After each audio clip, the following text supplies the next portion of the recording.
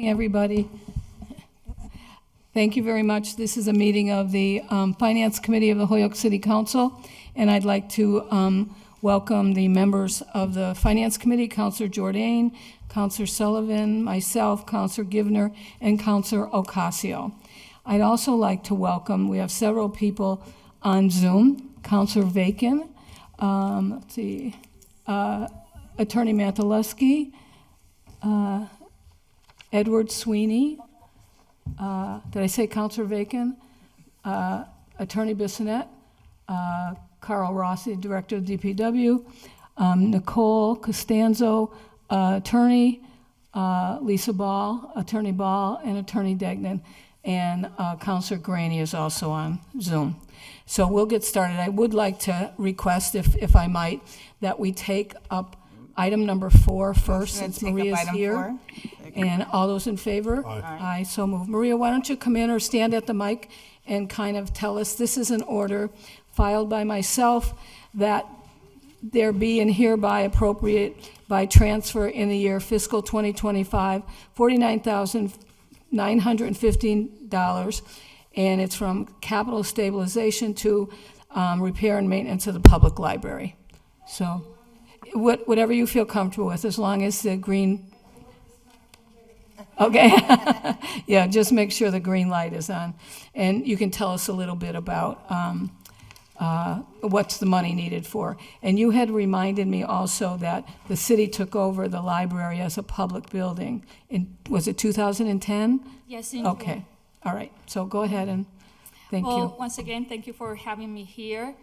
We've been having this past summer, for the past 2 summers, but this one was the worst, where the air conditioning kept on failing. And we were told we have 2 compressors up on the roof of the building, and one of them was failing. So that was causing the system to shut down and all that. So it was recommended that it be replaced, and that's what the money is for the replacement of one of the compressors. Okay. And I don't know if you go through the purchasing department or Yes, they went yes, for bids? Okay. Yes, we did, because the money was going to come from the city in order to be able to do the project. Okay. Questions, anybody? Councilor Jordan. Yes, hi Maria, good to see you. When did we open the library after the renovation? What year was it? 2013. 2013. Yeah, it was a soft opening in September, and November 22 was the grand opening. Okay. Question, in terms of the life of the compressors and the AC unit that was put in, obviously I believe we did those were new at that time, right? Because I don't think the library even had air conditioning before that, is that correct? Not separately like that. There were a couple of rooms that they had windows Right. units, but we Not like a central air system Yeah, like now- we have now we do, today. yes. Yeah. So the question is, from who you've spoken to, so now the units are 11 years old. Does that make sense that they only lasted 11 years to have a compressor last that period of time? I know I replaced a central AC unit on my home, and I believe they're rated for longer than that, much longer, but I think I got 20 years out of the last system. But the point is, generally is maybe for that grade or that commercial heavy use, maybe they only last 10 or 11 years? It could be, but I believe, and this is just my opinion, I wasn't involved in the selecting the items that were put in the library. Right.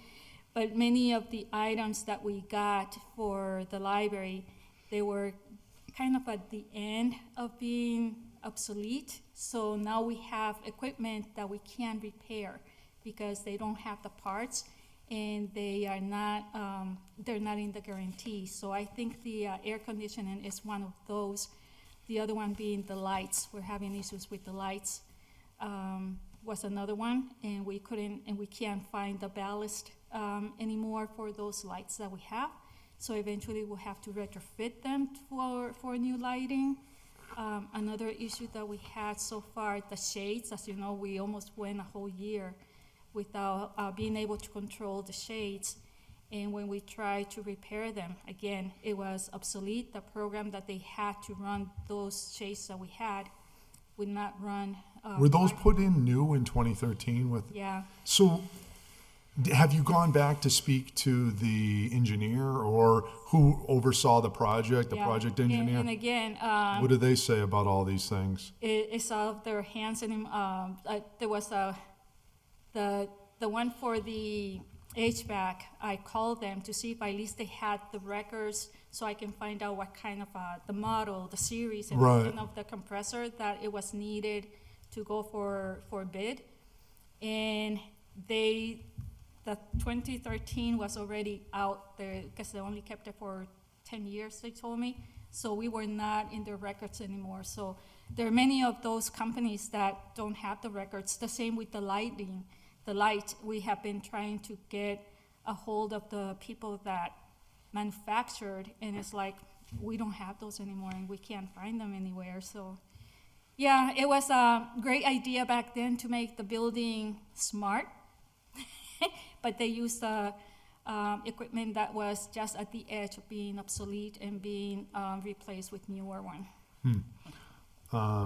So there were a lot of things that were done great for the library, and a lot of things that it was like they didn't pay much attention as to what they were doing. They were just getting because, prevailing wage takes most of the money, and then you have to go with what is left for the materials, constructions, and things like that. So we got probably whatever the price for the bid was supposed to be, and it's always supposed to be the lowest one. So the lowest one were the ones that they were trying to get rid of.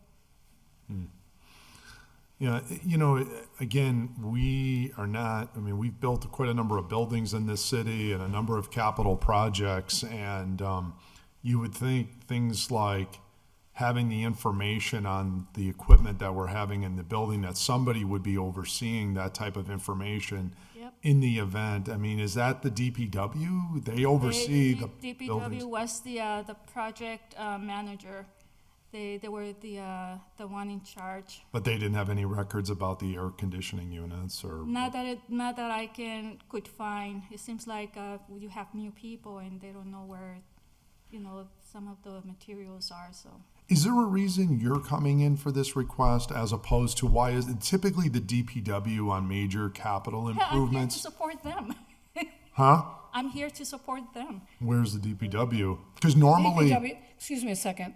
I thought this would be, a reason I took this out of order was to certainly get Maria to get up here instead of waiting all night for her item to come up. But Carl Rossi is here if you'd like to hear from him. okay, yeah. Carl? Yeah. Would you like to? Sure, yeah, first, I wasn't aware of this project. This is the first that's coming up to me. So I really don't have anything to say on this right now. Obviously, I will work with Maria. We worked on other things before, so, maybe I could try to find out any kind of drawings or anything like that if we have it on file on our server. Okay. Maybe we could pass this tonight, this transfer, so Maria, you can get that done.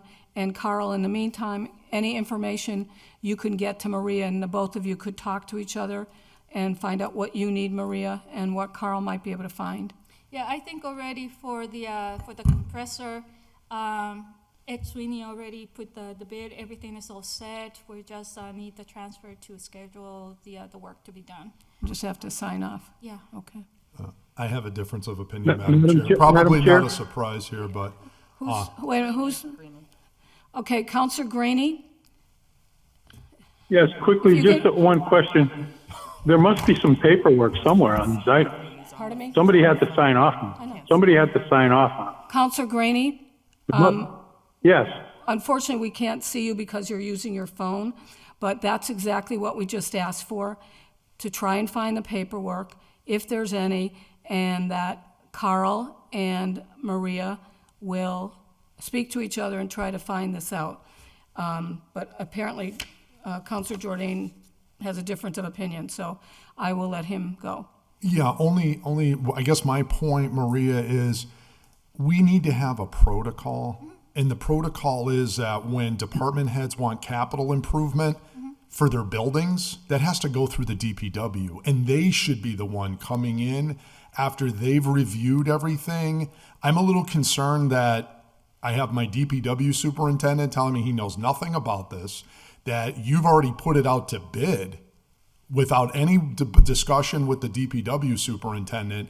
We have no background discussion about the specifications or how any of this is handled. It should all funnel through the DPW and they come forward with us, whether it's doors, windows, whatever the case may be, comes, and then you make your pitch to Carl. Obviously, you need the approval of the mayor. They say yes to the money, but maybe they look at it and say, well, this is under warranty, or we should have had this. Maybe who devised the bid and put in the specifications? Mayor Garcia, you wanted to say something?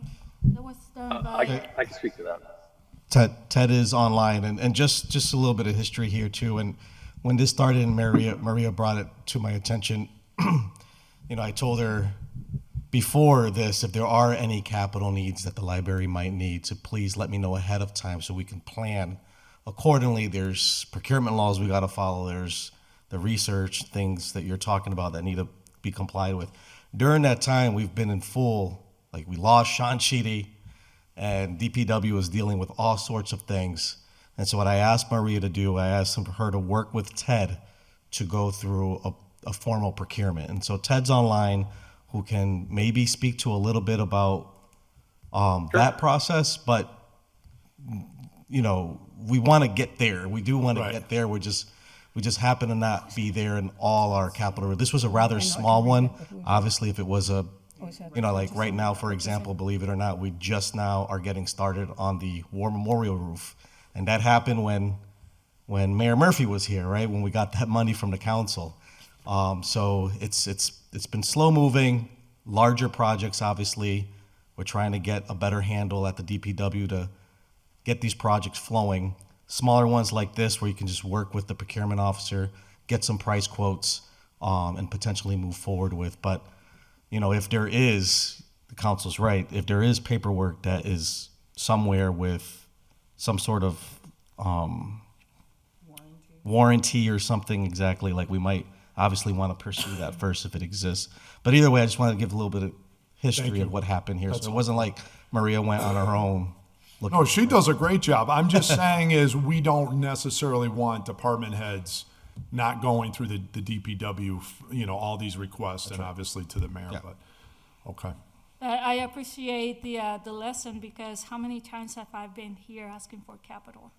Yeah. Yep. Not too often. This is probably the first one that I have come to, and that's because when the whole plan of fixing public buildings, I asked why isn't the library included, and that's where it started the whole process. Yeah. Well, let's take a look at that.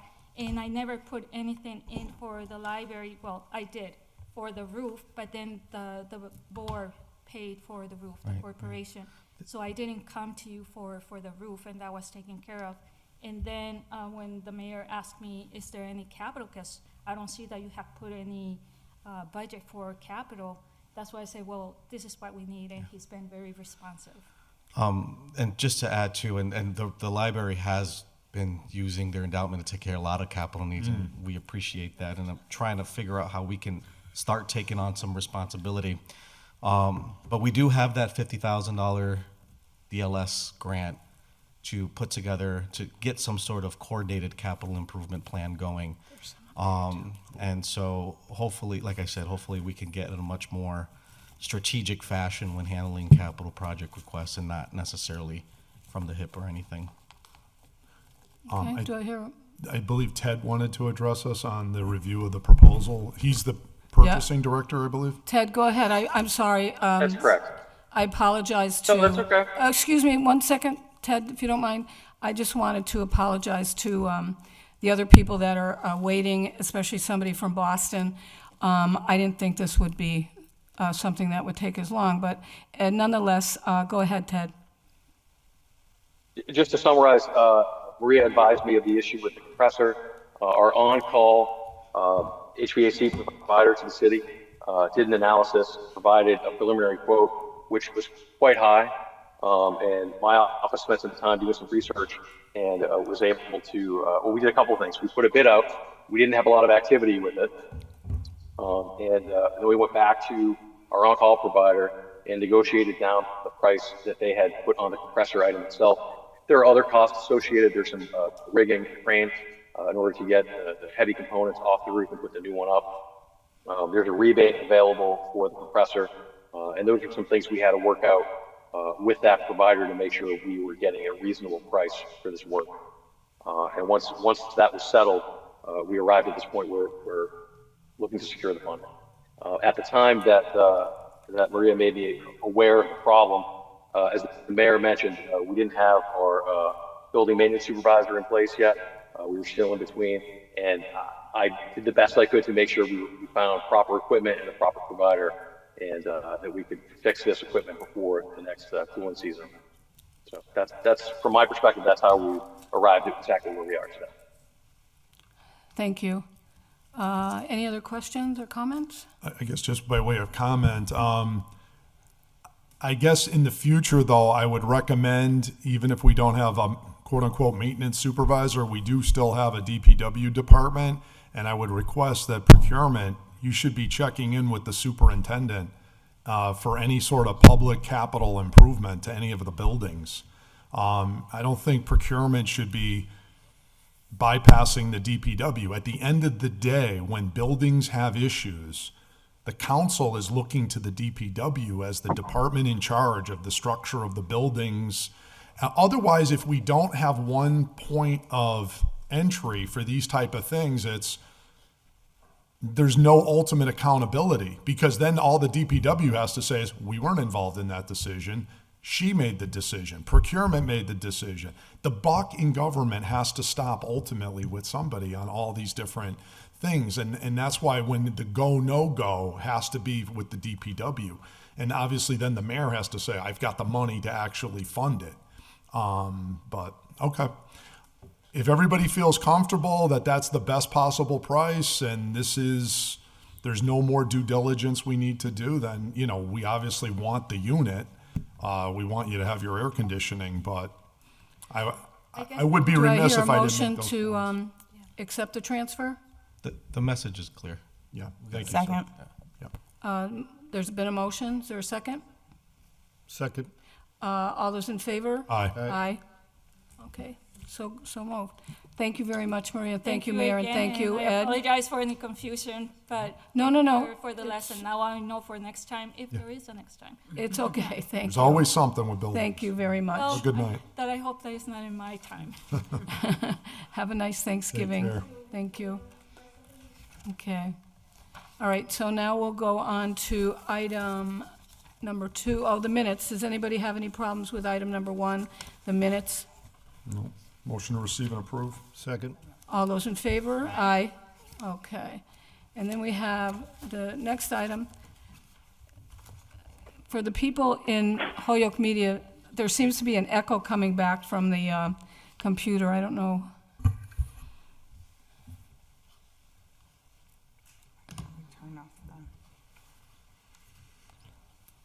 Turn it down. Oh, right up there. Okay, thank you.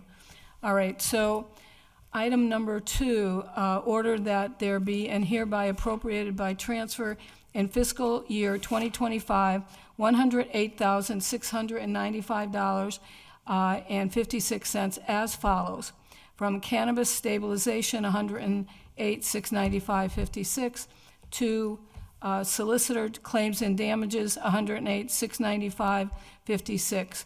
Move we take it from the table for discussion. So moved. All those in favor? Aye.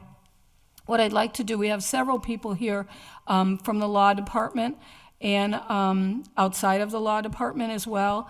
I would start with Attorney Ball. And Attorney, if you could give us some information on this. We've had this here before. It's not the first time. And I believe, you might correct me, but I think we've been in executive session already on this twice. It may be more, but I know of at least twice. So why don't you go ahead? And I appreciate you being here. Yes, thank you. Actually, yes, the matter was in executive session on a prior order on September 4th. This particular order has been in finance, on the finance committee, on the table, was in executive session on November 19th, but was not taken up.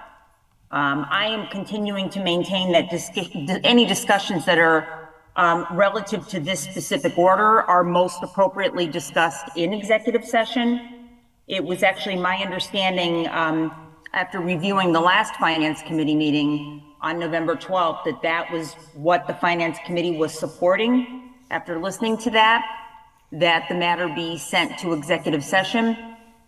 Obviously, if there's continue to be any kind of questions on this order, I'm happy to answer them. I'm happy to appear in executive session to answer any additional questions, but discussions on this particular order really should take place in executive session. Okay. And can, Lisa, could you introduce Nicole, and where is she from and what firm? Oh, certainly. With me tonight is Nicole Costanzo from KP Law. She has extensive experience dealing with cannabis issues and has been very, very helpful to the city of Holyoke in helping us to navigate all of these changes that have come down to the regulations, and she's worked really hand in hand with us for the last couple of years on these issues. Thank you. And I also see Attorney Mantaleski. Is there anything you'd like to add? I'm here for any questions related to an opinion that I had drafted as it relates to this proposed order. So if there's any questions related to that, I'm here to answer those. Okay. And just so we don't, want to make sure we're doing the right thing, one thing I do have that I'd like to add to this, because we do have another order coming up after this, but Aaron Vega from, he is not going to be here, but he did want to add this. I would like to add my full support to item number 2 on your agenda. Having been working with Attorney Ball on this and being fairly well-versed in the Community Impact Fund discussion, I believe this transfer is very positive for the city and will allow us to move forward on other fronts with other companies in the city. Considering what other cities have had to do, refund of CIF, or end up in lengthy and costly litigation, this opportunity for Holyoke is both fiscally responsible and fair to the cannabis industry. So I'd like to add that to the record. And Attorney Ball, if I hear you correctly, and I don't want to have the committee do the wrong thing, are you saying that, and perhaps Nicole could also enter into a discussion, is this something we should be discussing, or should we, I see two things happening. Either it goes back into executive session again, and we talk about it, and we literally talk about it. We don't table it again. Or the other item would be for the Finance Committee to recommend that we don't take a recommendation on this particular transfer and send it back to the full council. So again, I just want to make sure we're doing the right thing. So, Councilor Devine, I think both of those options are viable options. Certainly, the council can, the Finance Committee can send it back to the City Council with no recommendation, or send it back with no recommendation, but also with the caveat that it will go to executive session first.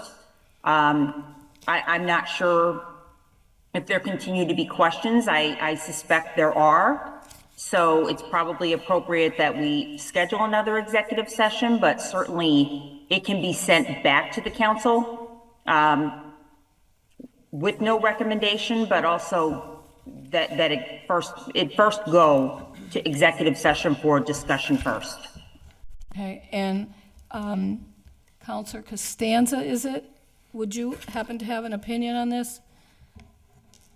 Yes, good evening. I would recommend that discussions be held in executive session to the extent that any councilors have further questions about this motion. Okay, then I would make a motion that we go into executive session as soon as we can do that. Is there a? Sorry, Councilor, Councilor Bacon has her hand up. Oh, I'm sorry, I didn't see that. Councilor Bacon?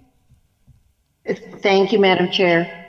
My question is this. I would like to see us, if it is recommended that we discuss it in executive session, but I would like to see this particular order tabled, and the order for executive session to be to discuss the legal options relative to the payment, rather than taking up this specific item in executive session, if that is permissible. Thank you.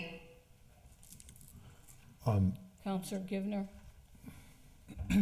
Thank you, Madam Chair. So I'm understanding that we would send this back to City Council without recommendation, and we would hold an executive session before that City Council meeting like we had intended to do last time, where the discussion could take place, and then afterwards we could vote on it in City Council. Am I correct in understanding that, Madam Chair? Oh, I thought you were asking Attorney Ball. Or I think Attorney Ball, it doesn't really matter. I do think there's that question is, can we make a recommendation for this Finance Committee to go to the full council without a recommendation from the Finance Committee, and then in between that time, have an executive session? Is that where your question was? Yeah, just like last week. Just like the last week and probably the one before that. And if you don't have anything else, I know Councilor Jordan would like to speak on it. All set. Well, he had his up first, and then I'll. Yeah. Couple things. One is we could have an executive session of the City Council Finance Committee. That's one option. The other, we don't have to have an executive session of the full City Council. We don't have to do that. So the item, in my opinion, should stay here, should stay tabled until we're ready to have the executive session. The other option, which if I had been consulted about the last executive session, I would have advised that if they want to have it as a whole, then I would recommend, since the item's tabled in committee, that we just have a general legal update talking about pending litigation without discussing the actual financial appropriation itself. That we can come back if it's the will of the body at that point. The full council could either take it out of committee, or at the next finance committee we could do it. We do that regularly. Law department gives us a debriefing on 10 different cases, so we could talk about that, and that would go on the update as potential litigation, and then we discuss it there. We don't have to have the actual appropriation in front of us for the purposes of that. The reason we need to table this item, so that's on the substantive issue, okay, whether or not this is actually a good idea to pay this money and settle this case. And I have a laundry of opinions and questions and document requests too, but mostly some things I want to vet out with the people that are the main deciders of this settlement agreement. But moving aside, and Attorney Mantaleski alluded to it, we also have this proposed new novel rule interpretation relative to Section 49 of our charter, which the charter is crystal clear. Any transfers from one appropriated item to another requires the support of the mayor and 2/3 vote of this council. There's this new novel legal opinion that has now come up that says it's our interpretation that changes in Boston, which set the baseline, which did nothing to repeal Section 49 of the charter. I've already voiced this relative to because the law department has recently alluded to 2 preemptions of Section 49. The first one was raised by Attorney Bissonnette when he stated that financial transfers in the last 2 months of the year, that section of the 2016 Modernization Act preempts now Section 49 of the charter. Nobody in the last 8 years has come up with that, but that's the current view of the law department. I disagree with that. I've recently talked to the DOR about that. I got some excellent feedback. I'm willing to also vet now that same argument is now pushed for these special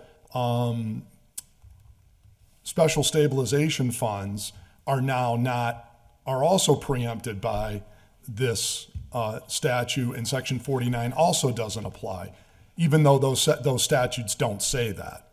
It's to be apparently inferred. And I'm happy to go into those, but that we're now doing some independent, private vetting of that argument as we did. And I've discussed this with the council president as well. So that is also now a new complicating factor, because the question is, what will be the rule that applies once this comes out of here? So we have now a substantive issue and now a new rule issue that we got to get figured out before we move this item forward. Thank you. I'm going to have Counselor Sullivan had his hand raised, and then Attorney Mantaleski. Yeah, any one of the attorneys can address this how they see fit, but I still see no reason at all for executive session whatsoever. This council has already been reprimanded by the state as far as its use of executive sessions. One of the things that's clear to me is the reasons for executive session is when it might affect a settlement agreement or pending litigation. It's already been negotiated. We have it right here in front of us. Here's the settlement amount. All right. So we're not affecting any negotiations, and I'm concerned about our violation once again of the open meeting laws. This is a financial transfer. Okay. Counselor, Attorney Mantaleski, and then Counselor Vacan. Thank you, Counselor Devine. I just wanted to respond briefly to Counselor Georgian's statement. The idea of state preemption of local rule goes back several decades, if not 100 years. So it's not a novel idea that there can be a preemption by a state statute. And it's not novel or new that the House and the legislation at the state level does not specifically state that they are preempting local action. It doesn't happen a lot of the time, but the courts interpret it to be a preemption. And I think my opinion is very clear on that, specifically that this law was just recently changed within the last 12 months. To include this new section. And I think the opinion is incredibly clear that, considering the language in this statute, the intention for preemption is there. I'm happy to further go into the arguments on this, but I'm not sure if that it is now or if it's at full council when this makes it there. Okay, thank you, Counselor. Counselor Vacan. Thank you, Madam Chair. My hand was raised to raise my concern about us being in executive session relative to this matter under the open meeting law exemption, because I just do not believe it meets that exemption. To my knowledge, I have no documentation of a lawsuit or threatened lawsuit other than other cities have been sued. That the reference has been made about.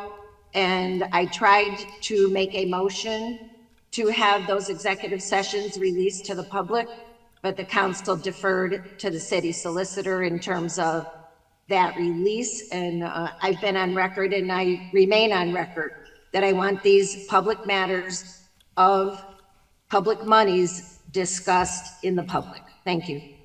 Okay, and before I go on, Counselor Givner is next. I also wanted to recognize Counselor Tessa Murphy-Ramaletti, Counselor Jenny Rivera, Counselor Graney. We've already heard from Counselor Vacan, and I think that's it. So Counselor Coco Givner. Thank you, Madam Chair. So I have just a question to any of our attorneys present. Are we or are we not currently negotiating or in litigation? Anybody? I'll answer that. I think it's fair to say that, like, there have been negotiations. I would say that. Okay. And so to be in executive session, do we need to be currently litigating and negotiating or negotiating? No, I would be happy to go into detail about this when we appear in an executive session, and I will go into as much detail as is needed. Thank you. Okay, and somebody also, I'll get to you, Kevin. I see your hand. Somebody also mentioned that certainly the attorneys that work for the city have said that we should go into executive session on this matter. And I believe that would be for the third time to discuss this. I don't know if there's ever been an executive session of a subcommittee of the city council. So my question would be, if that is possible, that we have an executive session of just the finance committee, what do we do and where does that information go?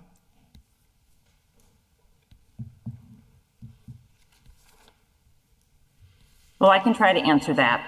I mean, we can certainly have an executive session of a subcommittee. I mean, it has happened before with other subcommittees. It would have to be on the agenda, obviously. I would really defer to the council as to where they thought it best to happen. I would think many councilors would want to be there and be a part of it. So it seems to make the most sense to me that it be at a full council meeting, but it certainly could be in a subcommittee meeting as long as it's posted and it's on the agenda appropriately. All right, so if we decide as a committee to go into executive session at some point in the future with just the finance committee, how does the other counselors, how are they going to feel that they're, quote, not invited to this session? And two, what information do we give them? This is new to me, and you know, I'm just want to make sure that we're doing the right thing. I mean, I think typically if the other counselors are present, they can be a part of it. Okay. I mean, it's been sometime in the last 4 years for sure that we had an executive session. I think it might have been public safety, but there was definitely one in a committee. Okay. I can look back to see how that was handled, but I don't think there would be any reason to exclude any counselors that are present from being a part of it. So what's the difference between having an executive session with the full city council and executive session with finance committee when any of the other city councilors can join in on that executive session? And do they get a right to talk? Well, I think that would be up to the chair. I mean, the right to vote would be just the committee members. Okay. All right. Councilor Jordan. Yes, one, I agree with everything Lisa just said there about the executive session here at the committee level, if we are going to go that direction. And I would be supportive and defer to the law department on that. I know some of my colleagues might not be happy that but I will go with the law department on that. I will say that the vote on the actual transfer itself should be in public session, though, ultimately, because of the fact that it's been pretty much long-standing practice of the city council that we do not vote on money items in executive session. We'll have the discussion in executive session, but any votes would happen in public session so that the public has a right to know where their money is expended. And that's long-standing. I'll let you talk to Joe McGivern on that. He feels he's made that point numerous times in the past. So I agree with Joe. As far as the rule issue, just to come back, the issue is not that state law never preempts local law. It happens quite frequently, just like various federal laws preempt certain state laws. I will say, though, the issue here is the statutory construction that is used when there is preemption. It also talks about the number of applications. I didn't want to get into this long-winded conversation about the rules tonight on this issue. I think the more conversations are going to have with certain key people first before I get into all that. The issue is that it doesn't apply in this instance, or in my opinion, I think it definitely doesn't apply in the first instance of preemption which is the one related to the transfers in the last 2 months of a fiscal year. Okay, that one I've already vetted. This now, I'm going to hold my final judgment until I speak to a couple key people whose opinion I highly value on this topic. But it seems to be, based on the statutory construction and my research so far, it likely does not apply here as well. And but I'm going to reserve judgment on that for now. But more to follow on that issue down the road. So that is a major change. And the point is, the state, the key overarching point on a lot of this is, on some of these Modernization Act, is the state is setting a minimum threshold across the state. They are not saying we are repealing, revoking, whatever you're doing at the local level. A lot of communities don't have a Section 49 of their charter. We happen to do that. And by the way, this is a huge issue because the public voted in this charter, and it should only be repealed by a vote of the people of this community, and massive deference should be given to it. The courts give massive deference. There's even one case I will agree with that's cited in the legal opinion on this issue. And oh, by the way, all of us took an oath to uphold the charter of the city of Holyoke, okay? And saying that we're just going to right away or just ignore a section of the charter on an opinion of someone's interpretation, which at best is ambiguous, okay, and subject to discussion. This should be absolutely unambiguous to make this kind of a sea change. So a lot of discussion needs to go into that before we would even consider doing something like that. That's a big deal. Thank you. Okay, Attorney Mantaleski, you're next. Thank you, Councilor Devine. I just wanted to mention that we are not trying to repeal any part of the charter, so I don't know where that came from. Secondly, we have also vetted this. We have also vetted the first instance of the last 2 months of the year issue. We provided an opinion on that. We provided other communities which held the same opinion as we have.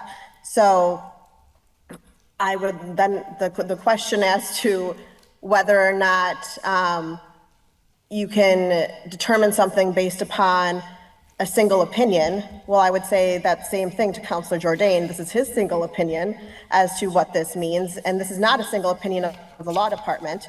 We have 5 attorneys in that office. We have all reviewed this. We have all vetted this. We have vetted this with other different communities as well as different state resources. So we have issued an opinion, and we don't do opinions lightly either. If something is, we cannot issue an opinion that is against what the law states. So I just wanted to make that unambiguously clear. Thank you. Thank you. I also have a comment, and I wanted to mention that Mayor Garcia is here, so certainly, Mayor, if there's anything you'd like to add, please do. One of the questions I have to whatever attorneys want to answer, if we, and we've tried to do this before, I just don't know why, I feel like this is being stalled for some reason. But nonetheless, if we were to take a vote tonight to take it out and pass it in committee without a recommendation, up or down, and that passed, and we brought it back to the full council, in between that time, could we have a executive session of either the finance committee or the city council as a whole? If that question makes sense. It does. I don't know when exactly we can hold an executive session, but if it's sent back to council with that caveat, I mean, we're going to make sure that we hold an executive session before there's any vote.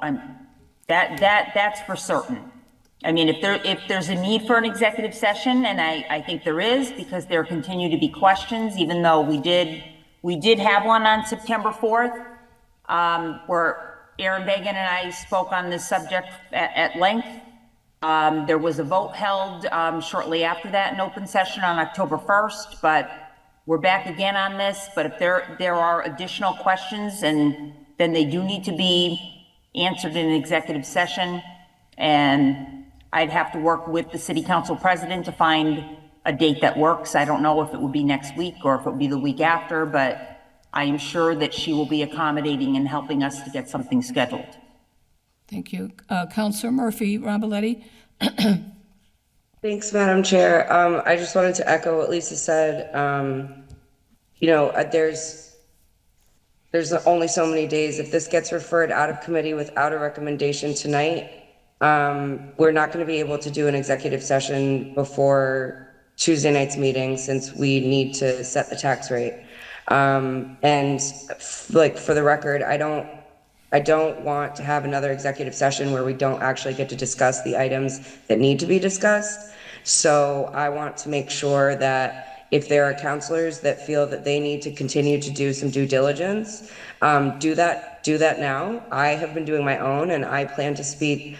Everyone else has said that they've spoken with the DLS attorney. I will speak to the DLS attorney myself as the council president, and I will be listening to their information. I've also read the legal opinion from the attorney's office, and so, you know, I think, I mean, if it stays in committee now, I just want to emphasize to everyone that, like, the longer that we wait to make a decision on this, and the longer that we keep, you know, sort of delaying, it will cost us more money.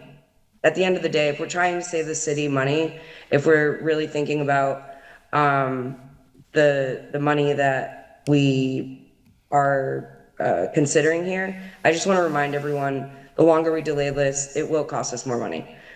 So I just, regardless of what the body wants to do, I'm here to facilitate. I will do whatever I need to. If that means we have to have a Thursday night executive session, fine, I will do it. I don't love it, I will do it, whatever we need to do, but I don't think we're going to be able to have an executive session prior to Tuesday night's meeting. Thank you. Thank you. Mayor, do you need to say anything if you'd like? Yeah, I think nothing in particular, just broadly, you know, I'm sitting here looking for some guidance. We're trying to navigate this issue. I hear everybody's points very well taken. I know there are certain feelings and concerns about what one might be assuming or the other person might be assuming about others, but I think that the points being shared by folks are sincerely, you know, being put on the table sincerely. As far as the executive side here, you know, I'm trying to find some guidance so that we can untangle this knot and go forward and do what we can do with what we have and avoid, you know, any potential liability or what. I know that differs in people's minds and what that means, and if whether or not that might be true or might not be true. Either way, you know, I'm on standby here, waiting for strategic action, and looking forward to finally get this behind us. Okay, Councilor Bacon, I think for the third time. Thank you, Madam Chair. I just wanted to make a technical point and ask the committee to officially receive the document that was provided by Jeffrey, the letter of June 17th from Eric Williams. Motion. And note 1 second, that- please. I want to hear this because I don't know who Eric Williams is. If Linda could explain a little further. Okay. Okay, so on the document sent to the committee tonight from Jeffrey, under your order for the transfer of the 108,000, is a letter dated, or well, actually an email. I'm referring to it as a letter dated June 17th, and it's addressed to Lisa Ball, City Solicitor, signed by Eric Williams, COO, CANNA Provisions. And so, because it was submitted as a part of this meeting tonight, I would like the committee to accept it. And I would also renew my motion I made in executive session that the September 4th minutes be released to the public. We now apparently have half of whatever the discussion was. We just don't have the rest. Thank you. Okay, and Counselor Sullivan, is your hand up? Yep. Okay. Thank you. So, to Counselor Vacan's point, I always thought that if we had a letter, it had to come through the council and be sent to us. I wasn't aware that the committee could just receive something without the council having received it first. Looking at the letter now for the first time, it raises even more questions for me about open meeting law violations and everything else. And as far as the financial transfer, if you read the last sentence of it, which I'm going to read in public, CANNA Provisions is now an employee-owned company and committed to the long-term wealth building for our employees. So here's their reason for this, and the final statement is, including many Holyoke residents.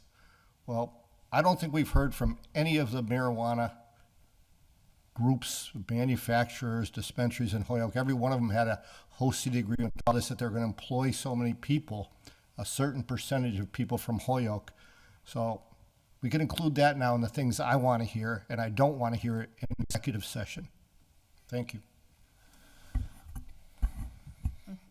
Wait till Counselor Ocasio comes back before we make any motions. Okay, I'll make a motion to receive the communications that were included in our Finance Committee packet with a copy to the full council as well.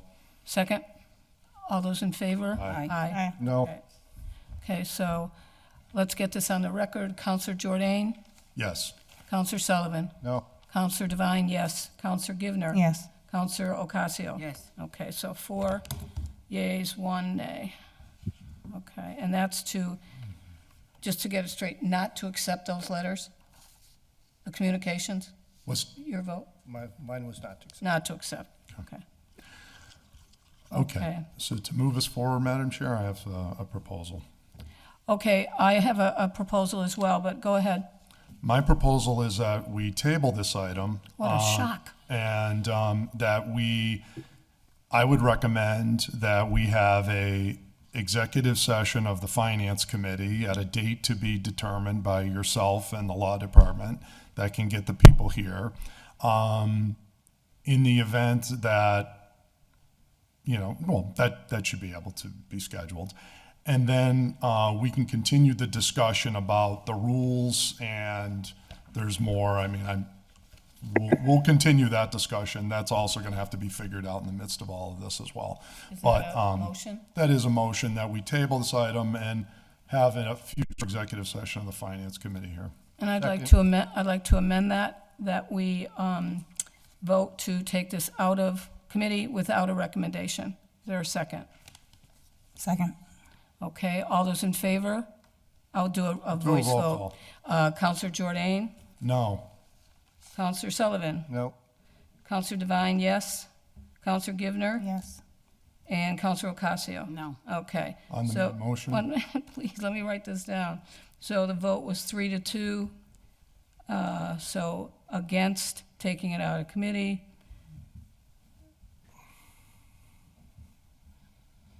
And you want to do another motion? Motion to table for the purposes of holding an executive session of the Finance Committee at a future meeting. Second. Okay, Counselor Jordan? Yes. Counselor Sullivan? Yes. Counselor Devine, no. Counselor Givner? No. Counselor Ocasio? Yes. 3-2, once again. Okay, so I guess I'll be talking to the Law Department. I would like to thank all the attorneys that have been here tonight, especially the ones from Nicole from Boston. I appreciate that. And I appreciate all the counselors that were here tonight on Zoom. It's quite unusual, so thank you.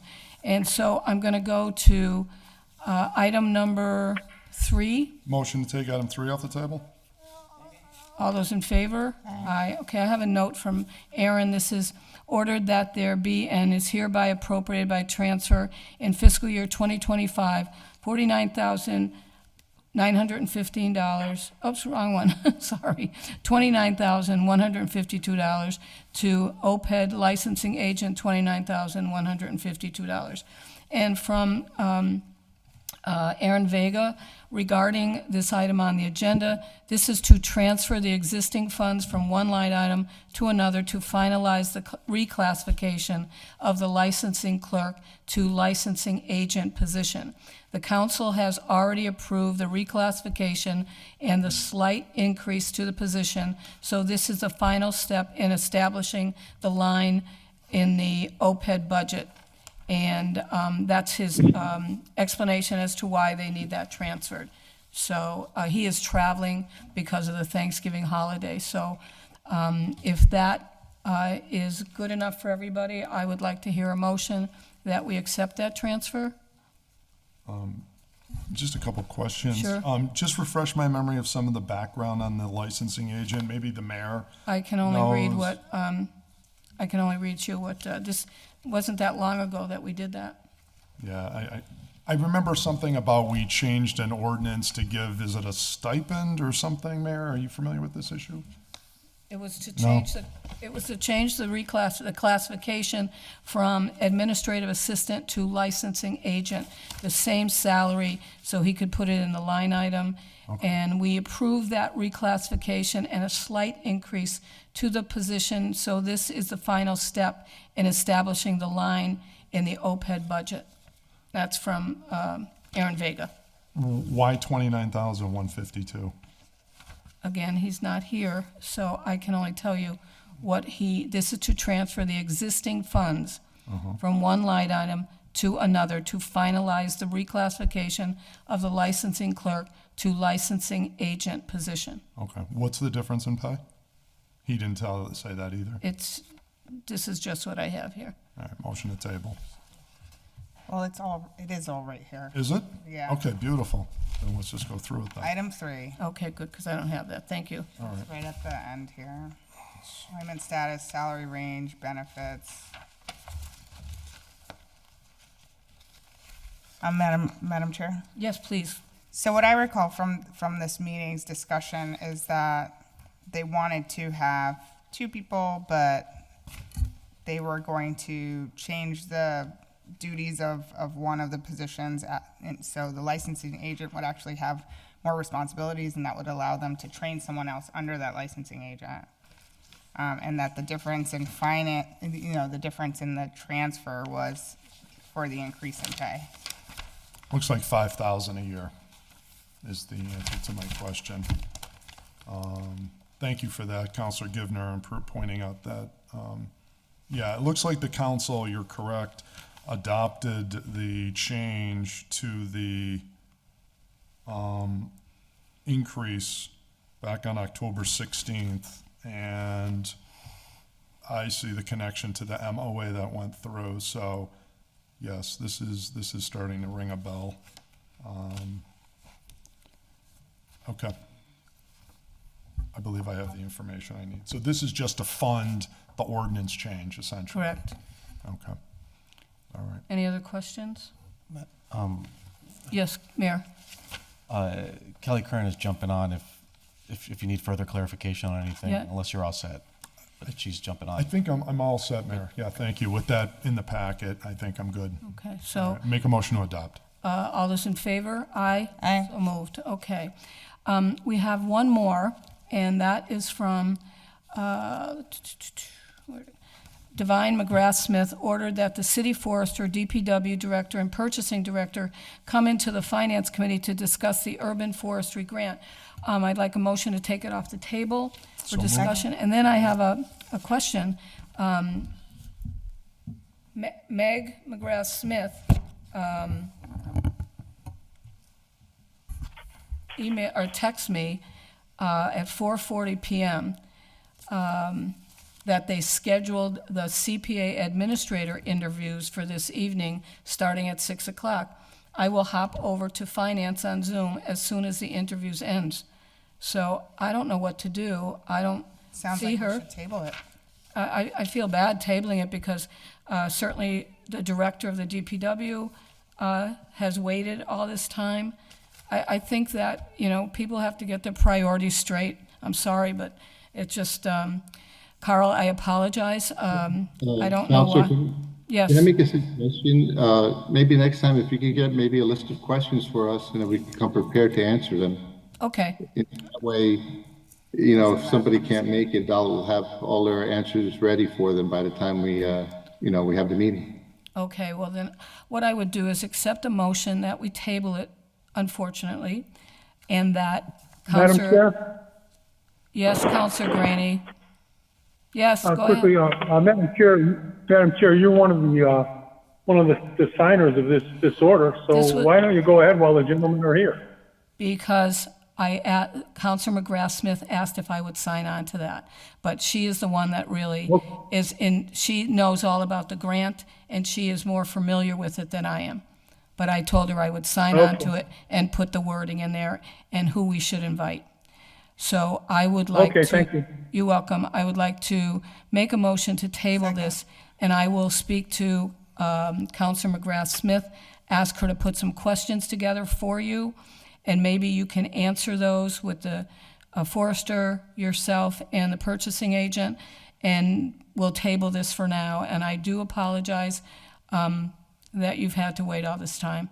Can I say one? So, yes, go ahead, Counselor Jordan. Thank you.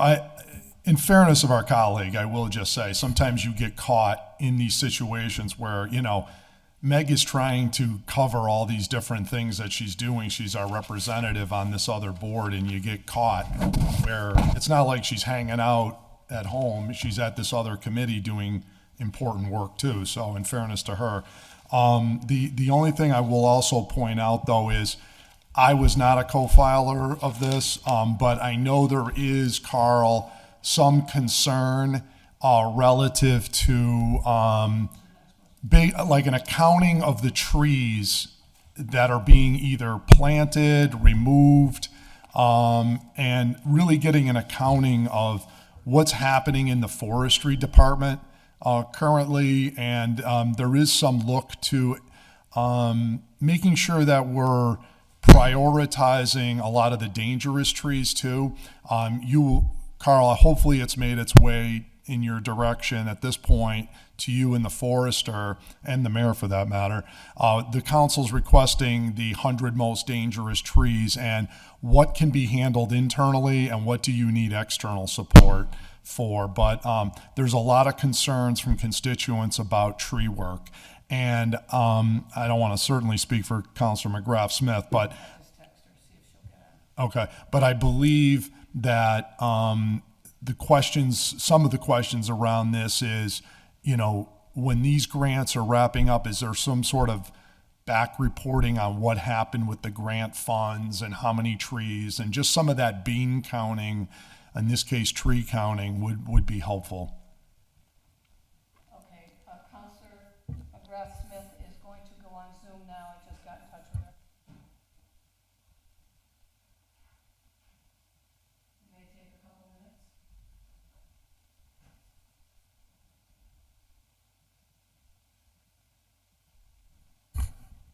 If I may. Carl, did you get the order about the dangerous tree list? Yes, the mayor sent it over to me on Friday. Okay. All right. So, okay. Counselor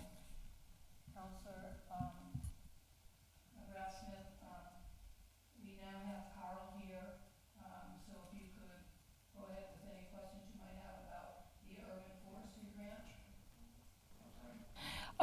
Counselor McGrath Smith, we're talking about the urban forestry grant. So Carl is here if you have questions that you can ask him. Yes, thank you so much.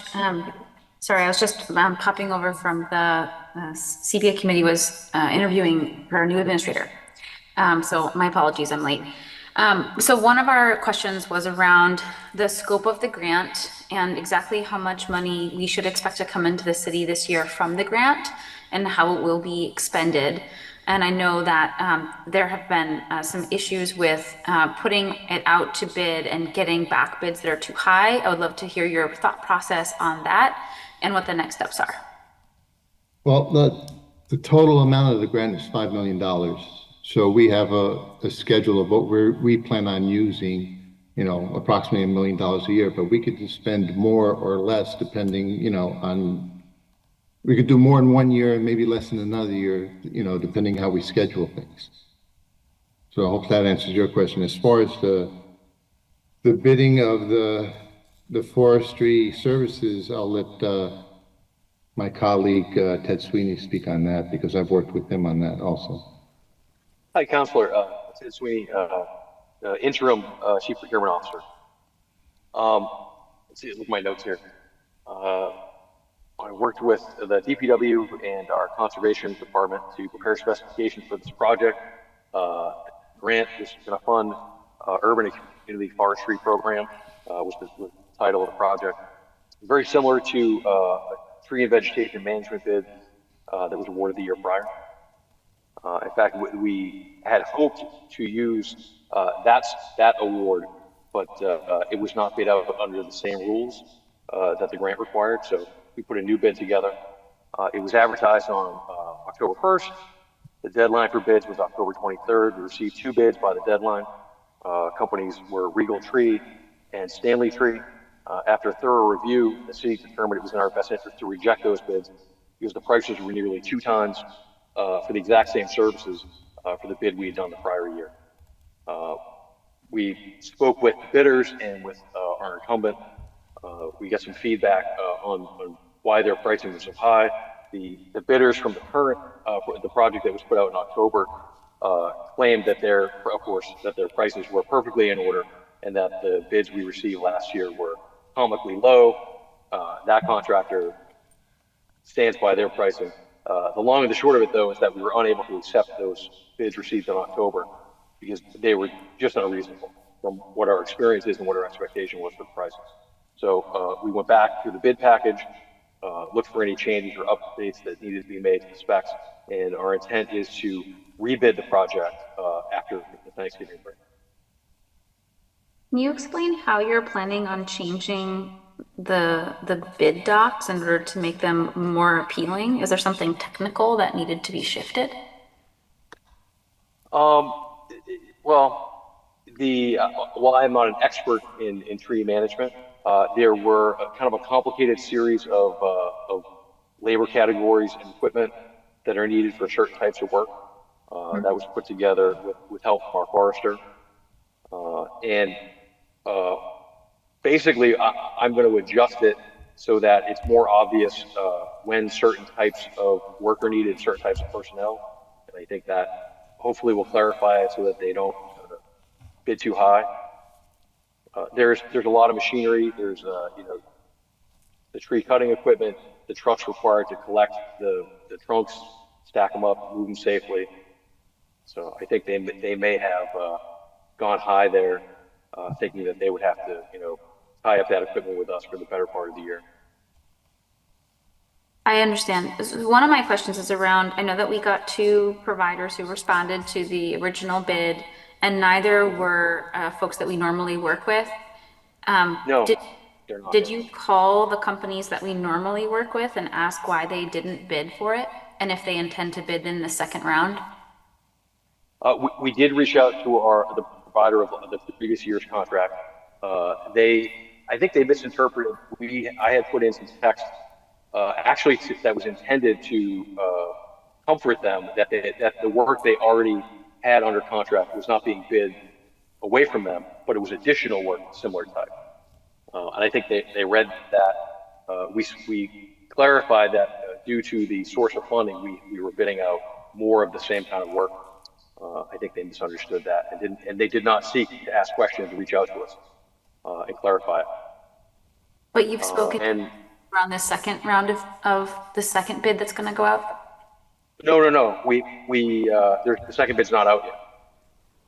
I'm sorry, maybe I'm not hearing you right. No, so I was just clarifying. So when do you think the next bid's going to go out? And would you expect to call sort of the usual suspects and see if they're planning on bidding? Yes, absolutely. The bid is expected to go out at the beginning. When? Sorry. After Thanksgiving, first week of December, or maybe the beginning of the second. How long is the process for getting in bids and then responding?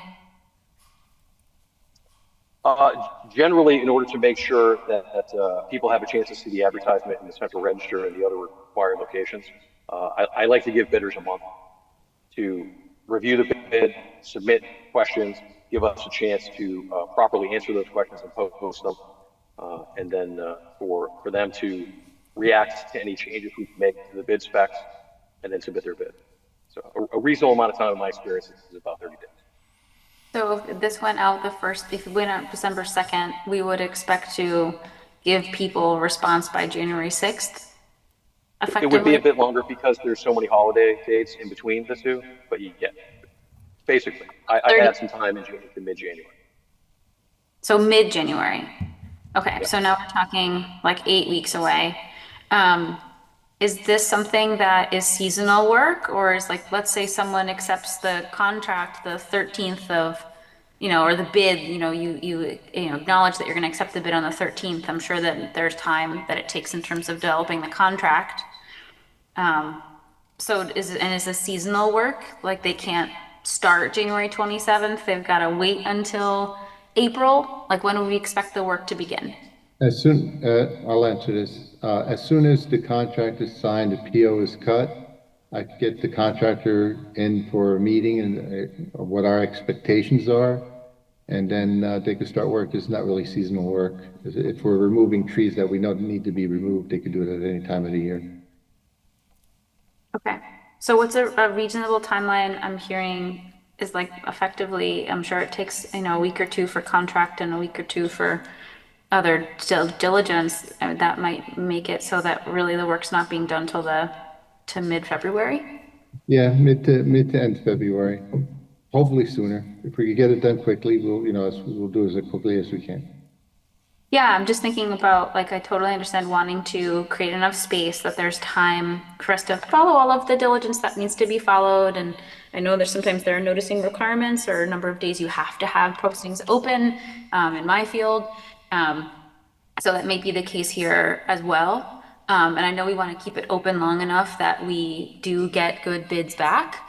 But also just thinking about timeline. And I know that at this point, you've been waiting for this money to be used for this purpose by the time this goes, it will be like 8 months to 9 months. It's a significant chunk of time. Okay. I want to ask a little bit more about the federal bid requirements. They're significantly different than some of the bid requirements that our usual suspects have been operating under. What are the main differences? Because I also heard that the reason why it potentially is so much higher is because the requirements are just different. And so certain companies won't, bid because it's, federal requirements. And so you tend to get certain kinds of businesses who are willing to kind of, do the work that's required underneath those requirements. The most basic additional requirement is that the prevailing wage includes the federal as well, the Davis-Bacon as well as the state of Massachusetts. And generally, the rule is whatever the higher wages is what's paid. So there can be cost increases due to that. Most of the other requirements are paperwork. There are certain certifications that the company has to have. They have to be reviewed not only for debarment or other issues at the state level, but also with the federal. So it's really paperwork, pay, and certification. Okay. Okay.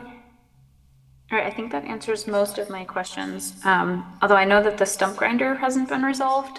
So the concept of there was that we would be able to potentially lease it, but then the grant requirements prevent that.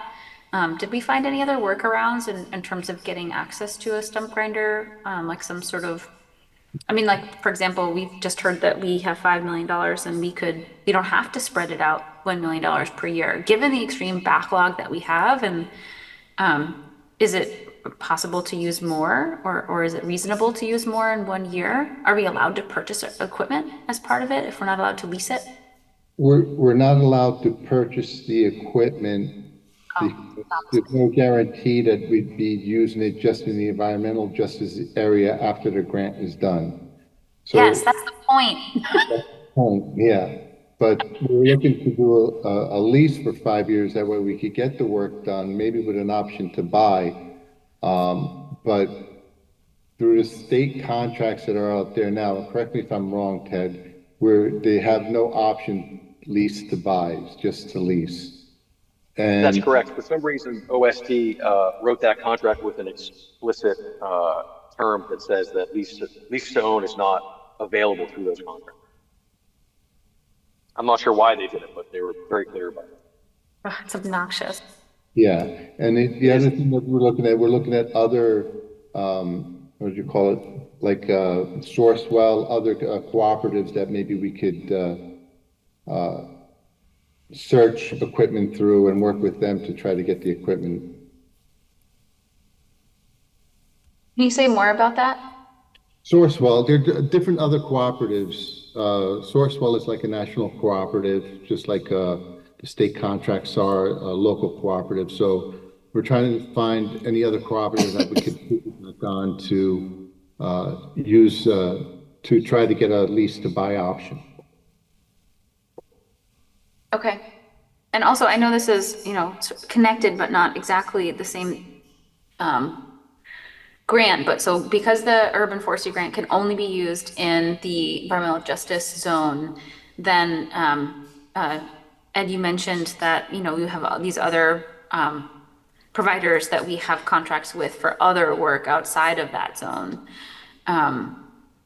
Does that mean that we still have an open contract with a provider for other work, or are we also needing to find funding or develop a new bid for more work outside of the environmental justice zone? We currently have sorry, Mark, go ahead, Ted.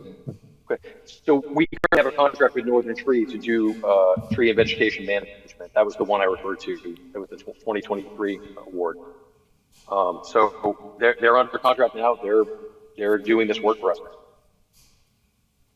So, Counselor, what we had to do is we had to transfer money from the tree climber pay in front of the Finance Committee, I think about a month and a half ago, and that got approved. And once it was transferred over, we cut a PO, and I believe they started work last week.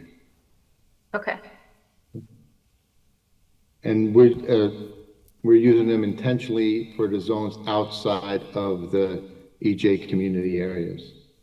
So that was the company that took down the tree on Morgan Street last week? Yes. Okay. Do you know how much money is left on that PO?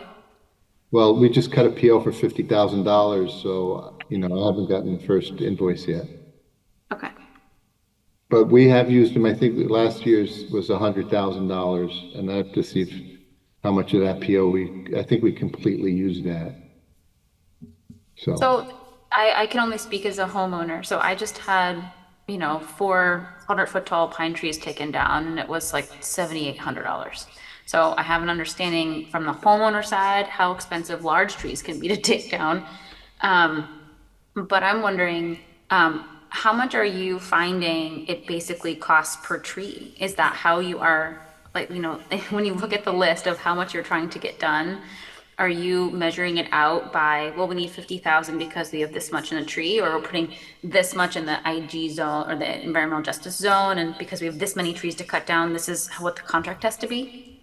For the first year of the contract, we just had it last year, what we did is we went off a list of backlog that we had, that we knew that these were trees that needed to come down, and which, I know there's a council order for the 100 worst trees, but I'll also, as part of that report, give you what we've done in the past year, and you can see a comparison. So our rates it's not by the tree or by the diameter of the tree or the height of the tree, it's the rates are per hour. So what we do is schedule a whole work in a whole area, so obviously they're not traveling from one site to another, so we could maximize their time to do the work.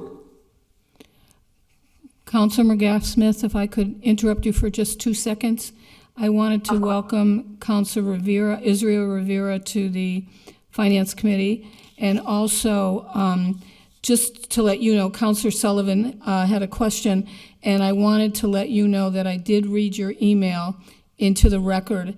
And my mistake, I thought you were going to be on Zoom throughout this whole meeting, but apparently you were on Zoom in CPA.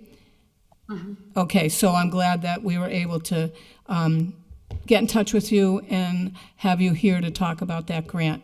If Councilor Sullivan could just interrupt you for his question? Absolutely. Okay, go ahead. So this would be one each for Carl and Ted. The urban forestry grant is for much more than just taking down trees, right? Correct. It's taking down trees. We're going to look to do some stump grinding also as part of it, so we catch up. Also, the equipment that we were just talked about, and trying to get a forestry consultant to design a forestry program for us in-house, as well as seeing what outside services we need to supplement the program. So that would include the planting of new trees, right? Planting of new trees, when I was speaking with Yoni, is more going to be through a different grant, through DCR. All right, so this is strictly for the removal of trees, dangerous trees, and stumps. Correct. And there was also items for training, other equipment like inventory equipment to inventory trees, you know, a GIS system to help us with that, and things like that. I could forward you the grant documents. That way you have an idea of what the scope would be. No, that's okay. You answered my question. And Carl. That negates the other question. Thanks. You're off the hook, Ted. Carl, just a quick question. Should counselors be giving you locations of trees while this grant is in progress? Well, right now we do have a tree inventory. Okay. So we're going in on that, and I would assume they could always send me requests, and we'll compare it to the inventory. Okay. Where they are on the inventory. Okay, sounds good. Okay, Councilor McGrath Smith, you're on again. So yeah, I know initially that the concept was that we asked by hour. Although that was interesting because I was thinking about some trees, of course, are much harder to take down and require very different equipment costs. So, but rather than us paying for example, access to equipment for a certain number of hours, it's just a raw number of hours, even though it could be very different labor or equipment costs. It's more like, let's say, a whole crew, you know, just give some of the prices that were out there. It was like $375 per hour for an aerial lift crew. That's with, you know, for the higher trees. And the climbing crew, you know, it's by crew and it's by hours. You know, that's including the equipment. I'm wondering, so I've heard, you know, you are here to talk about this program, but I've also heard Yoni's name and I've also heard the forester mentioned. I guess, what is the role of everyone in this grant? Because it seems like there's multiple people maybe holding on to different parts of it. Yeah, Yoni's basically, and I don't want to speak for him, but he's the one who got us the grant, and he's helping us with the grant administration portion of it. We're meeting with the IRA people, you know, on a quarterly basis, and he helps prepare the reports for the IRA of what we've accomplished or not. The forester is out there basically making sure the crews are doing the work that is required of them. And I'm just basically a person who just tries to give support to both sides and make sure the work gets done. And Ted is my support when I need procurement questions, obviously. And he's been awesome at that. And when you say IRA, you don't mean the... No. You mean the Inflation Reduction Act? Yes. Yeah. You also mentioned the forestry program in-house. What would that be? Well, my whole idea is when I first took the position is that you'd have a takedown crew and a trim crew. But obviously there has been no tree crew for about 20 years. It's just been a city forester. And I think these are why all these questions come up and we're having this meeting now is because we haven't had a crew for years and the mayor has been putting money into at least for contractual services so we could get something started. But we're talking about 20 years worth of work that hasn't been done only on an emergency basis. That's about it. So are you allowed through the grant to use money to supplement salaries? I'm not quite sure. I don't think it was designed that way, the grant. And as far as our proposal for getting the grant money, I don't think it was to supplement salaries. But the problem is not it's not the supplement salary portion of it. It's like our rate for a tree climber is like $23 or $24 at the highest, when a ground person, a laborer on the ground in the private sector is making about $30 an hour, not the guy in the bucket. So our salaries are way off of what the private industry is giving out right now. So I guess my last question is just, we're not allowed to purchase equipment, we're allowed to lease it. We're not allowed to supplement salary, although we could try to programmatically get a tree forest, nursery going, I'm guessing. So maybe that seems more long-term, but I guess the hardest part with a grant like this is it seems like it's this quick infusion for a few years, but it's hard to, maybe it just fixes the backlog, right? It becomes this one-time infusion versus it really being something that we can then rely on or have something to build on afterwards. So I guess that's my long-term question is like, with a grant like this, how do you make sure that in year 6, it feels like stuff didn't just evaporate? Like, how does it still feel like something good has been started that's growing and building? Yeah, that's why we want to have, we have an RFP for a consultant to see what our next steps after the grant would be. How we model our forestry division and go forward. And if we can't do it like in-house, then how much we would have to set aside in operations for contractual services to do the work. I'm a big proponent of having a tree crew because I believe I'm not held to a contractor schedule to get the work done. We set our own schedule. It's worked in other places that I've worked. You had the tree crew in-house doing the maintenance and takedowns, and then you supplemented it with, other services, outside services for the larger items. Well, I will rest my case. I know there's other councils that want to ask questions, and I just want to say thank you for answering all of my questions. It's been really helpful. Thank you, Council. I'd have to get back to you on that one, Pat. Thank you. Counselor Israel, you have a question? First of all, thank you guys for coming and being able to be available for the questions and all that stuff. I don't know if some of this was asked because I'm in and out. I'm actually on vacation in Puerto Rico, so I'm trying to pay attention to what's happening too at the same time. But about the tree crew, I think I agree it would be better to have that, but at the same time, I think it's been a constant issue with us around hiring people, right? And keeping them. And I'm not saying that we're firing people or just letting them go. It's just we train them and then they end up going somewhere else. Do we have a plan for that if we do move forward with the if we do try to do the tree crew approach, which I agree with 100%.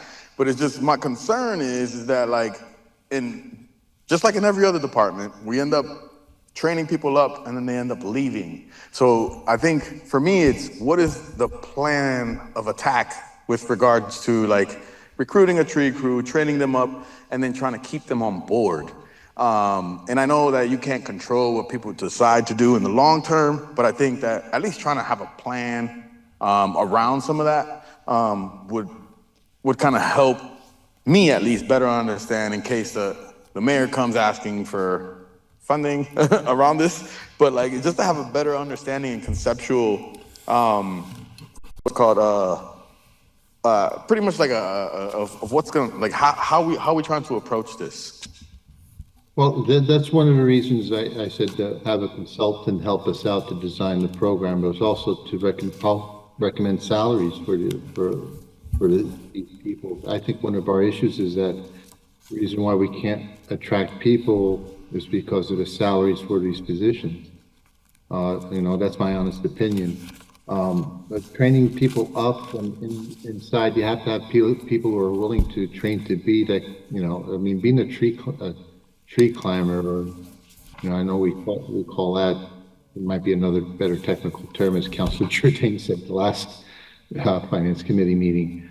But, you know, so somebody, it's a different type of a person that goes into a bucket truck with a chainsaw, you know, and people have to be willing to be trained up for it. I have looked into Smith Vocational to see if they have any recent graduates, and to try to see if even through the forestry associations throughout the state, to see if they could try to help assist us in trying to find some people.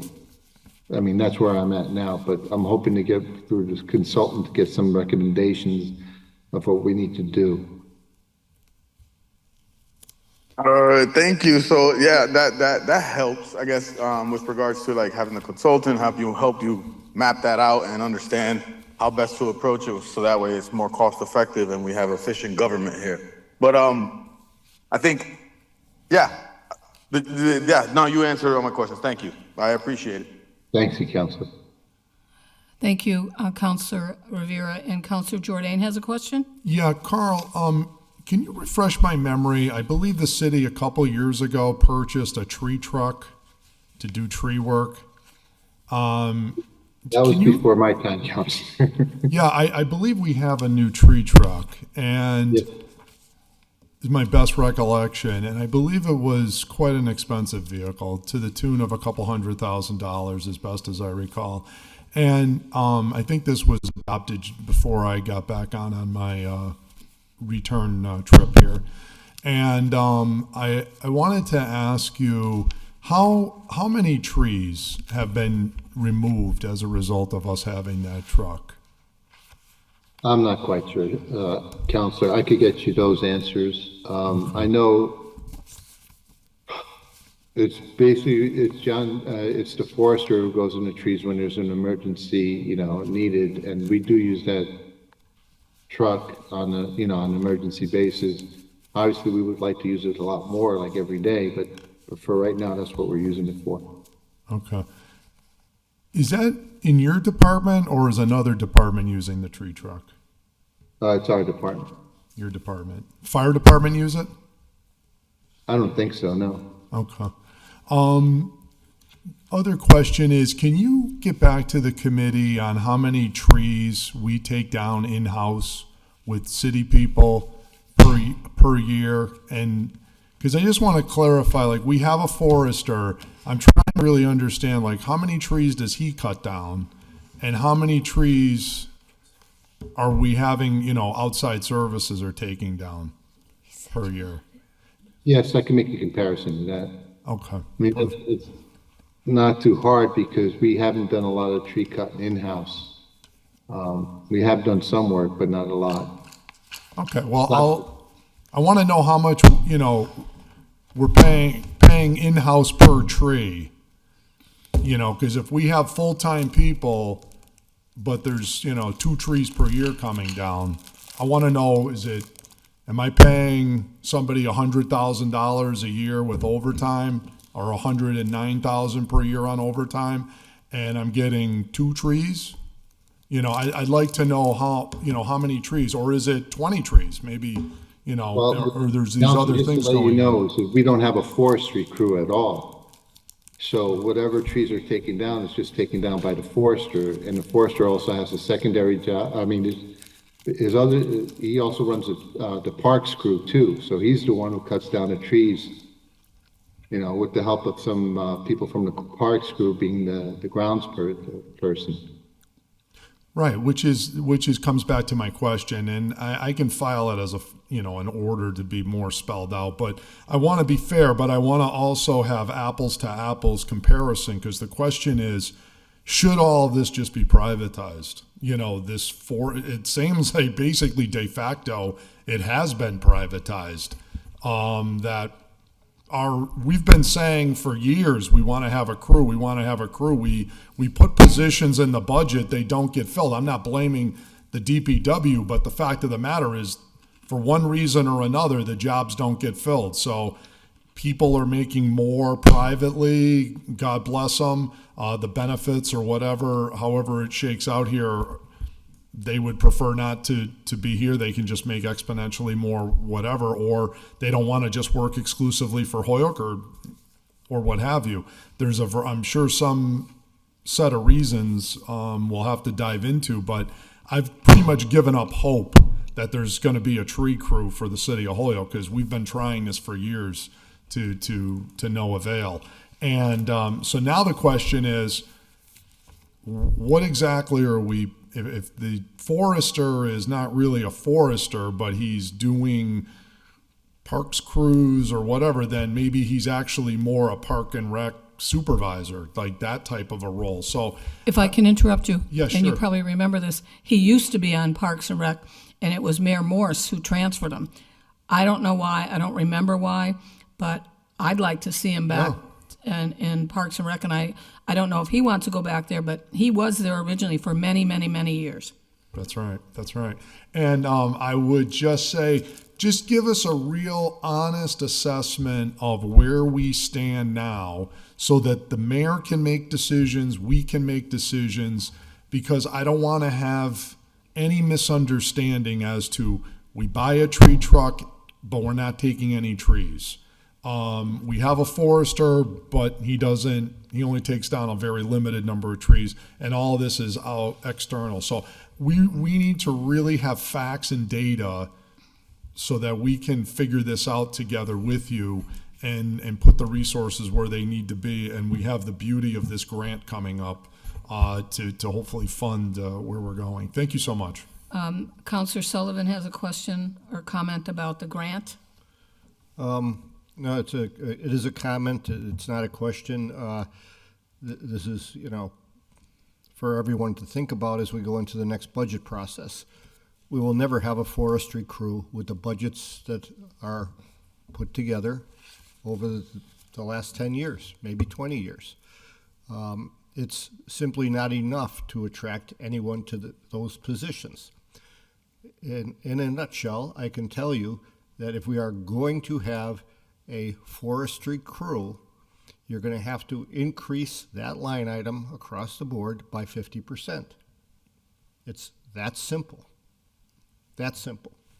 All right, the numbers put out, whether it's 40,000, it should be 60,000. If we can't, if we can't afford that, we can't afford that. We're going to have to stay with outside sources, do what we can, apply for more grants, but then we might as well forget it altogether, because putting out $40,000 for those positions, they will never be filled, or if they are filled, it will be temporarily at best. Thank you. Councilor Rivera, is your hand still up? Yes. Then Councilor McGrath-Smith. Go ahead. To Councilor Jourdain's point and Councilor Sullivan's point, I think de facto contracting out, and not something that I would normally agree with, because I want to keep jobs in the city as much as I can. But if it's already happening, then there's a way. I think it might be best for us to actually look at it, because it's true what Mr. Sullivan says. $40,000, even $45,000 or $48,000 for a job like that is not necessarily going to get you a whole bunch of people lining up to apply for the job. So like maybe looking at it in a way where, if this is where it's at, then we need to kind of reevaluate the way the department is kind of doing things. And then to the point around the forester, technically, I think his second position is park superintendent, right? He still does do parks. He still manages parks. The Parks and Recs director is not necessarily a parks director. He's actually the recreation director. If there's any maintenance that needs to be done on the parks, you could call the Parks and Recs director, but it's not gonna, he doesn't actually have the power to tell somebody what to do. He calls the park superintendent, and that person does the job, right? So in splitting in between the both of them, I guess to Councilor Devine's point, I thought it was Mayor Sullivan that merged the positions. I think it was Morse, but I may be wrong. Yeah, I thought it was Mayor Sullivan, to my understanding, because when I was on the Parks and Recs board, that was one of the things that I had asked was how to Terry, how are you the Parks and Recs director, but you have no say-so onto when the lines are getting painted, being done at the baseball or softball diamonds. And that's when she broke it down to me that at one point in the early 2000s, I believe, that they ended up merging the departments because they thought it would be more cost effective. But now we're at a point where it might not be at that level, but I just wanted to put that out there because that was something when I was on the Parks and Recs board that stood out to me, where it's like, as a commissioner, I had no say, so I couldn't even work with the director of Parks and Recs to try to get maintenance and grass cutting and all the other stuff up to date because it wasn't under the purview of the Parks and Recs director. It's under the park superintendent director, and he was getting pulled off of different jobs to do more stuff with DPW, to my understanding. And then so were parks workers being pulled off to help out with DPW with trash and all the other stuff. So a lot of the parks were being left behind. So to me, it was like, if you have workers at DPW doing what they're doing, and then you have your own people doing what they're doing in parks, they should be divided so that parks can be kept up like they're supposed to be kept up with on a regular basis and not have to be pulling people off to help out with the things that are going on with DPW issues. And I don't think that happens as much now, but it's still somewhat of a concern when you go and you see kids playing on a baseball diamond and the lines are not necessarily all done, right? And I understand that it's different times and all the other stuff, but you go into other communities, for me, it's what are we prioritizing in a community, right? And if we kind of can't do some of that stuff, I coach softball, I'm on the board of girls softball, and I know that when we go to the fields, the grasses aren't always cut, and I get it capacity-wise, but you go to another community, the grass is cut and immaculate sometimes. Not saying that we're not comparing and all that other stuff, but in reality, where's the priority for us? And for me, I'm a sports guy. I know that in the community, we've always been we got a ton of baseball diamonds, right? We got a ton of basketball courts, a ton of parks throughout the community. And at one point, obviously, this was a priority for the community in Holyoke. Not to say that it's not a priority anymore, but where we're at today is not the way it was then when I was a child, when we played baseball or whatnot. But yeah, thank you. All right, thank you. And Councilor McGrath-Smith, anything else on the urban forestry grant? No, thank you. Okay, what would you like to do with this? You want it complied with? I think we've had a fruitful discussion, and I feel like everyone had the chance to ask their questions and have them be answered. I know we have a few other orders moving forward in council on sort of related subtopics, so I think that we can give it complied with. Great, thank you so much. Motion that the order's been complied with? Second. All those in favor? Aye, so moved. Motion to adjourn? Second. All those in favor? Aye, so moved. Thank you, everybody. Have a good night. Thank you, Mayor, for, Good night, everybody. thank you. Thank you. Councilor Rivera, we want a postcard. I'll make sure to bring one back. Okay.